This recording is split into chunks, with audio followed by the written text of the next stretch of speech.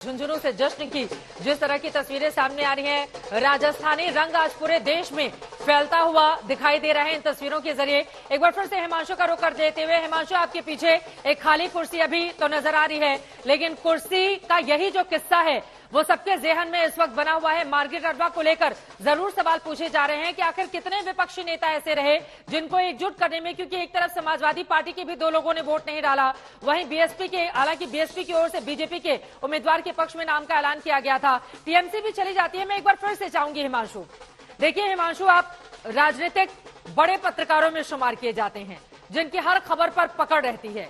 ऐसे में जरा ये बताइए, ममता बनर्जी की पार्टी ने अगर उपराष्ट्रपति के चुनाव में उस जगदीप धनखड़ के खिलाफ वोट नहीं किया जिन्होंने ममता बनर्जी को कई महीनों तक लगातार परेशान किया, तो उसके मतलब और मायने हिमांशु क्या माने जाए? देखिए चित्रा, मैंने पहले भी बताया था कि राष्ट्रपति चुनाव से इसको देखना होगा।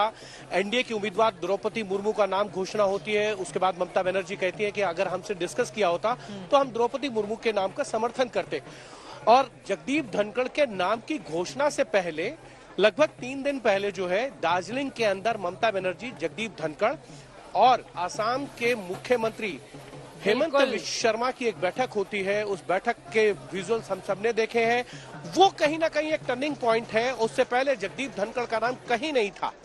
जगदीप धनखड़ को अगर जाना जा रहा था पिछले 2 सालों में, 2019 में उन्होंने कमान संभाली थी राज्यपाल की, और उसके बाद जिस तरीके की कानूनी हडल्स, बाधाएं उन्होंने जो है ममता सरकार के सामने खड़ी की, और वो सबको समझना होगा। उन्होंने कई बार उनकी प्रशासनिक कार्यवाहियों को लेकर, काम को लेकर जो है सवाल खड़े किए। उन्होंने कहा कि गवर्नर की भूमिका मैं तय करूंगा, और कई बार दोनों आमने सामने हुए। दोनों के कई विरोध स्वर एक दूसरे के खिलाफ देखने को मिले। यहाँ तक कि ममता बनर्जी ने चिट्ठी लिख दी थी कि जगदीप धनखड़ को जो है गवर्नर के पद से हटा दिया जाए। लेकिन इस बैठक के बाद से टर्निंग पॉइंट होता है, और आप देखिए कि आज मतदान है, और उससे पहले ममता बनर्जी जो है वो प्रधानमंत्री नरेंद्र मोदी से मुलाकात करती हैं।